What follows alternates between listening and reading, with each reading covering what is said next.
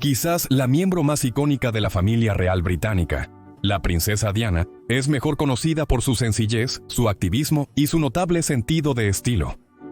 Aunque nació en la nobleza británica, recibió poca atención del público y los medios hasta que su relación con Carlos, príncipe de Gales, despegó en los años 1980. Su repentina muerte en París, en 1997, conmocionó al Reino Unido y causó un extenso duelo público. Su funeral televisado atrajo a más de 2.5 mil millones de espectadores en todo el mundo.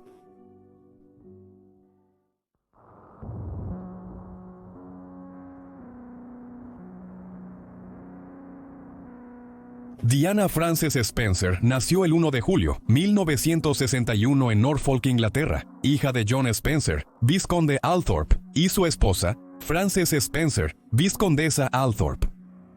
Ella fue una de los 5 hijos de la pareja, quienes han tenido estrechos lazos con la realeza británica por generaciones. Diana creció en Park House, en la extensa finca de Sandringham, con los Spencer habiendo alquilado la casa de la reina Elizabeth II, a quien Diana llamaba tía Lilibet durante su infancia. Durante su juventud, Diana frecuentaba la casa vecina de Sandringham de la familia real, donde acostumbraba a jugar con los príncipes Andrew y Edward. A pesar de la riqueza y el lujo, la infancia de Diana fue turbulenta. Los padres de Diana se divorciaron cuando tenía 7 años, en parte por la tensión matrimonial tras la muerte de su hermano John, cuando era un bebé, y la dificultad para tener un heredero varón. El hermano menor de Diana, Charles, nació en 1964. Diana inicialmente vivió con su madre en Londres, pero después de visitar a su padre en Navidad en 1967, él se negó a dejarla regresar a Londres y posteriormente obtuvo la custodia de la joven, para gran consternación de Diana, ya que no se llevaba bien con la nueva esposa de su padre, Rain, condesa de Dartmouth. Más tarde se referiría a Rain como una acosadora y describiría su infancia como infeliz e inestable. En grabaciones de Diana publicadas 7 años después de su muerte, ella declaró: "Recuerdo ver a mi padre golpear a mi madre en la cara, y yo estaba llorando en el suelo. Mamá lloraba muchísimo". Diana conoció al príncipe Charles, primogénito de la reina, a los 16 años en noviembre de 1977. Charles, de 29 años, salía con Sarah, la hermana mayor de Diana. Sin embargo, ella captó su interés 3 veranos después, en 1980, cuando empezó a verla como una potencial pareja y novia.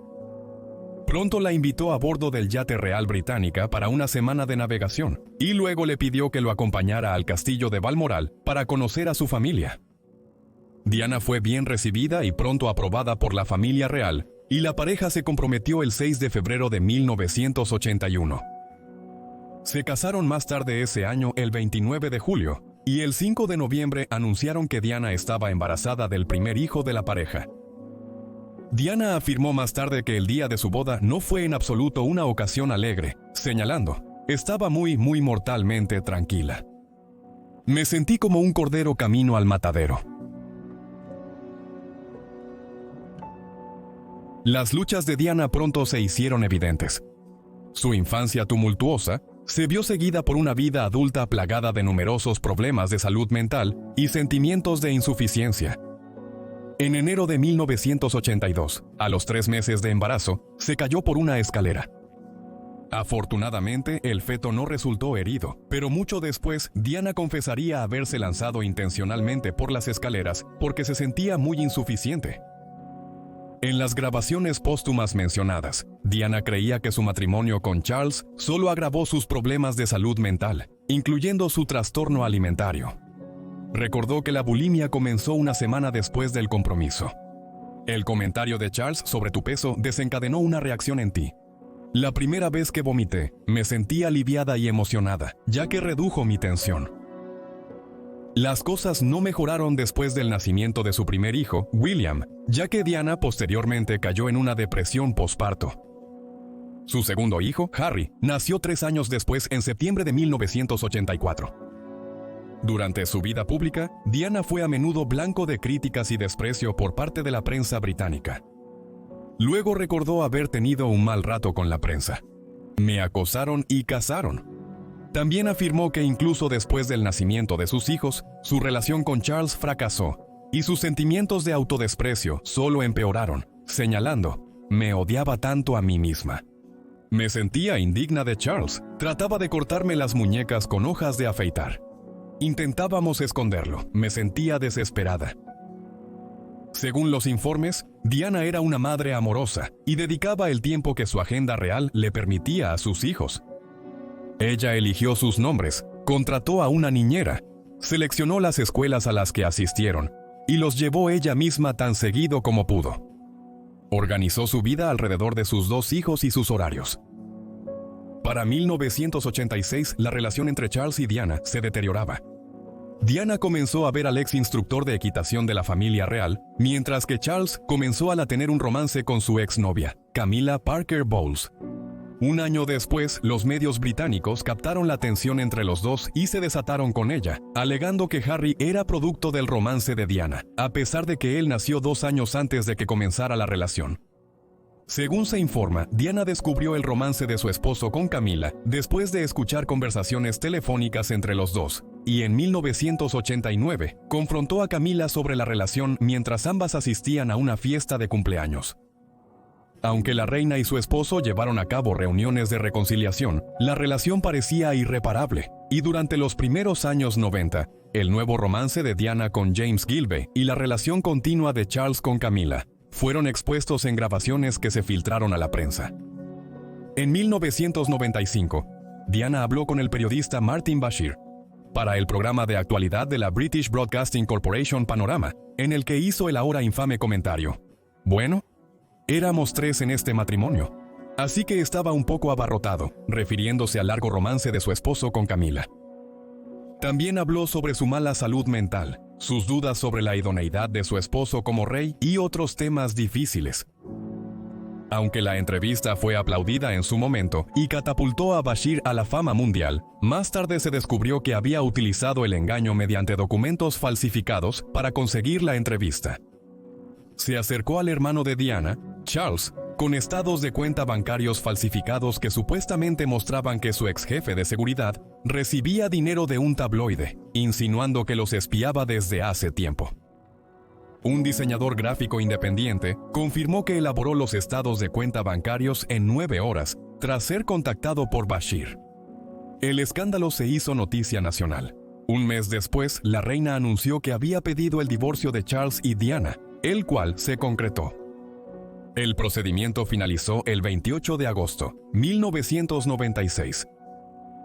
A pesar de sus dificultades personales, Diana estaba decidida a empezar de nuevo tras su divorcio. Desde mediados de los 80 intensificó sus labores caritativas. Hacía apariciones públicas regulares en hospitales y escuelas y defendía abiertamente la investigación sobre el síndrome de inmunodeficiencia adquirida y la lepra, mostrando un gran interés en esas graves enfermedades. Durante este tiempo, también se destacó como patrona del Museo de Historia Natural, presidenta de la Real Academia de Música y del Hospital Great Ormond Street para niños. También fue partidaria de la Cruz Roja Británica y trabajó regularmente con la organización, especialmente en lo que respecta a su campaña contra las minas antipersonales. Tras divorciarse, Diana siguió con su labor caritativa y activismo. También viajaba con frecuencia, visitando la ciudad de Nueva York, Sudáfrica, Pakistán y Angola. En julio celebró su 36º cumpleaños, asistiendo a una gala en su honor en el centenario de la Galería Tate, en Londres. Poco después llevó a sus hijos de vacaciones a Francia, donde pasaron tiempo con el multimillonario egipcio Mohamed Al-Fayed y conocieron a su hijo Dodi Fayed. La pareja se conoció hace más de una década, pero esta vez surgió un romance entre ellos. Un amigo le dijo a Vanity Fair que ella vive su vida como desea, libre de las restricciones anteriores. Ciertamente en la forma en que se ve, puedes notarlo. Ahora ella está mucho más feliz. Diana misma expresó sentimientos similares cuando habló con el biógrafo Andrew Morton en junio de ese año. En los últimos años he aprendido mucho. De ahora en adelante seré dueño de mí mismo y me mantendré fiel a mí. Ya no quiero vivir la idea de alguien más de lo que debería ser y quién debería ser. Voy a ser yo.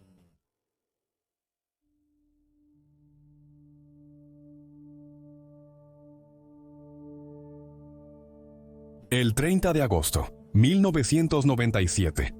Diana voló de Cerdeña al aeropuerto de Le Bourget, cerca de París, aterrizando alrededor de las 3:30 p.m. Todavía estaba en compañía de Dodi Fayed, habiendo pasado los últimos 9 días con él en el yate de su padre, y estaban en camino a Londres cuando hicieron la parada en Francia. Dado que el padre de Dodi era dueño de un hotel en París, decidieron pasar la noche allí antes de continuar su viaje. Uno de los conductores de Dodi los recogió y, junto con sus guardaespaldas, los llevó a la casa familiar en el 16º distrito de París. Tras una breve parada, llegaron al hotel a las 4:30 de la tarde. En algún momento de esa tarde, Diana fue a un salón para arreglarse el cabello, y, mientras ella estaba fuera, Dodi fue a una joyería y compró un anillo de compromiso de diamantes de 11.600 libras, grabado con las palabras Dismont Oui, o Dime que sí. El padre de Dodi declaró más tarde que no le sorprendió la compra. La pareja buscó anillos de compromiso en Montecarlo, eligió y dimensionó uno en Italia, y lo envió a París. Añadió que Dodi planeaba proponerle matrimonio a Diana esa noche, pero al salir, olvidó el anillo. La pareja se alojó en la suite imperial del hotel, y Diana se registró con sus hijos, quienes estaban de vacaciones en Escocia con sus primos. Harry reflexionaría más tarde sobre la última conversación que tuvo con su madre en su memoria, Spare. Estaba corriendo con Willy y mis primos, y no quería dejar de jugar. Así que había sido cortante con ella. Impaciente por volver a mis juegos, había apurado a mamá en el teléfono. Lamento no haberme disculpado por eso. Desearía haber buscado las palabras para describir cuánto la amaba. No sabía que esa búsqueda tomaría décadas. Alrededor de las 7 de la tarde, ella y Dodi salieron nuevamente para recoger su equipaje del otro apartamento Al Fahid en París. Cerca de las 9:30 de la noche, iban a cenar en el restaurante Chesbin Wright, pero al final cambiaron de lugar. Un informe realizado sobre la muerte de Diana, publicado en 2006, afirmó: hay diferentes relatos de cuán difíciles fueron los paparazzi en este viaje. Afirmaba que la pareja se había frustrado por la constante atención de los paparazzi y que habían optado por regresar a su hotel y cenar en su habitación en su lugar, con Dodi instruyendo a su conductor para que los llevara de vuelta. Sin embargo, cuando llegaron, continuaron teniendo problemas con la prensa, con el informe de 2006 señalando: algunos paparazzi molestaron a la pareja con su comportamiento intrusivo. Aproximadamente a las 12:19 am, la pareja salió del hotel para volver al apartamento de Al Fayed. Habían formulado un plan para intentar deshacerse de los paparazzi acosadores enviando un coche señuelo por el frente, mientras la pareja se escabullía por la parte de atrás. Según el informe, cuando los paparazzi notaron que la pareja salió por la puerta trasera, rápidamente los persiguieron. De hecho, un pequeño número de paparazzi ya cubría la salida trasera de todas formas. Diana y Dodi estaban en el asiento trasero del coche, un Mercedes-Benz S280 blindado de 1994, conducido por el subdirector de seguridad del hotel, Henry Paul. Trevor Rhys-Jones, parte del equipo de seguridad de la familia despedida, iba en el asiento del copiloto. Aunque ha habido informes mixtos a lo largo de los años, se cree que Rhys-Jones fue la única persona dentro del coche que llevaba puesto el cinturón de seguridad, según el informe de investigación del 2006. Después de salir del hotel, los cuatro cruzaron la Plaza de la Concorde, viajaron por la carretera a lo largo de la orilla derecha del río Sena y se adentraron en el paso subterráneo de la Plaza de la Mar. Menos de 5 minutos después de salir del hotel, el conductor Henry Paul perdió el control del vehículo cerca de la entrada de un túnel. Informes indican que golpeó otro vehículo antes de desviarse e impactar contra un pilar de soporte. Había estado conduciendo a más de 65 mph en el túnel, donde el límite de velocidad era de 31 mph. Después de colisionar con el pilar, el coche giró y golpeó la pared del túnel de espaldas antes de finalmente detenerse. El incidente dejó el Mercedes en un estado de pesadilla, con la parte delantera del coche recibiendo la mayor parte del daño. Los testigos informaron que los paparazzi en motocicletas habían rodeado el sedán Mercedes antes de que entrara al túnel. Algunos paparazzi que llegaron a la escena poco después intentaron ayudar a Diana y a los otros pasajeros, pero muchos se quedaron al margen y tomaron fotos. 7 fotógrafos fueron arrestados más tarde y sus rollos de película fueron confiscados. La policía llegó unos 10 minutos después del accidente y una ambulancia llegó 5 minutos más tarde. Rhys Jones había sufrido lesiones faciales y una contusión en la cabeza, pero estaba consciente. Dodie y Paul fueron declarados muertos poco después de que los médicos llegaron al lugar. Un informe de toxicología posterior reveló que Paul había estado borracho en el momento del accidente, con su sangre conteniendo 4 veces el límite legal. Diana, mientras tanto, estaba gravemente herida pero consciente, observándose que el impacto parecía afectar el lado derecho de su cuerpo, lo que sugiere que estaba sentada de lado en su asiento en el momento del choque. Sus costillas y brazos estaban fracturados, su clavícula derecha estaba dislocada y había sufrido hinchazón y moretones en el cerebro. Un médico que presenció el choque y corrió a la escena recordó que vio a 4 personas, 2 de ellas aparentemente muertas, sin reacción, sin respirar, y las otras 2 en el lado derecho estaban vivas, pero en estado grave. El pasajero delantero estaba gritando, estaba respirando. Podía esperar unos minutos, y la pasajera, la joven, estaba de rodillas en el suelo del Mercedes. Tenía la cabeza baja. Tenía problemas para respirar y requería ayuda urgente. Se informó que Diana estaba angustiada en el lugar del accidente y arrancó un goteo intravenoso que le habían puesto mientras agitaba los brazos y gritaba incoherentemente. Tuvo que ser restringida y sedada antes de poder sacarla del vehículo y tratarla adecuadamente. Finalmente fue extraída de los escombros alrededor de la 1 de la madrugada, y aunque sufrió un paro cardíaco, los esfuerzos de reanimación hicieron que su corazón volviera a latir. Dejó la escena en una ambulancia alrededor de 41 minutos después, y llegó al hospital a las 2:06 ante Meridiem. Murió a las 3 ante Meridiem. Aunque los médicos intentaron revivirla, se descubrió que durante el accidente, su corazón había sido desplazado, desgarrando la vena pulmonar superior izquierda y el pericardio. La familia fue informada esa mañana, poco antes del anuncio de la noticia a las 6. El hermano de Diana, Charles, y otros familiares culparon a los paparazzi por su muerte. Sin embargo, una investigación de 18 meses por las autoridades francesas determinó que el conductor era el culpable, por conducir demasiado rápido y perder el control del vehículo mientras estaba intoxicado. Después de una investigación de 4 años por parte de las autoridades británicas llamada Operación Paget en 2008, un jurado dictaminó que Diana había sido asesinada ilegalmente por la conducción extremadamente negligente de los vehículos siguientes, los paparazzi, y del conductor del Mercedes, Henry Paul.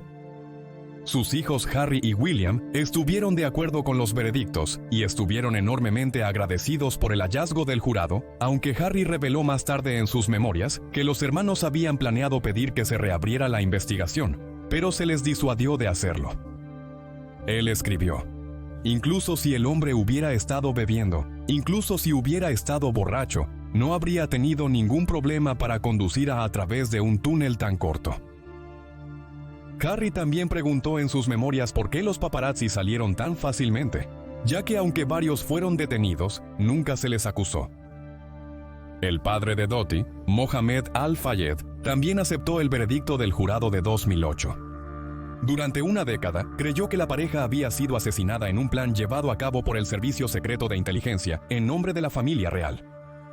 No fue el único en promover tal teoría de conspiración, y durante las últimas décadas desde el fallecimiento de Diana, ha habido muchos rumores conspirativos al respecto. La muerte de Diana sumió al público británico en un profundo duelo. Cabe destacar que su muerte tuvo un impacto social significativo. Un mes después de su muerte, los suicidios en Inglaterra y Gales aumentaron un 17%, y las autolesiones subieron más del 44%. Muchas mujeres similares a Diana luchaban con estos problemas, con la tasa de suicidio en mujeres entre 25 y 44 años aumentando más del 45%. Las mujeres más que los hombres tendían a empatizar con las luchas de Diana en la vida y o se relacionaban con ella en algún nivel. Los investigadores encontraron que sus esfuerzos caritativos y la capacidad de identificarse con la gente común eran algunos de los principales factores que llevaron al público a admirarla, respetarla y finalmente llorarla. No obstante, no todo fue negativo. En los 3 meses posteriores a su fallecimiento, las admisiones por lesiones traumáticas disminuyeron, lo que indica un posible cambio en los hábitos de manejo. Asimismo, las secuelas también mostraron una reducción del 30% en las llamadas a la policía y una disminución del 28% en los delitos contra el orden público. El funeral de Diana se realizó en la Abadía de Westminster el 6 de septiembre, atrayendo a cerca de 3 millones de personas, mientras que la versión televisada atrajo a 31.5 millones de espectadores británicos y 2.500 millones a nivel mundial. Más tarde fue enterrada en privado en una isla en medio de un lago llamado The Oval, que es parte de los terrenos de la casa Althorp, aún propiedad de la familia Spencer hoy en día.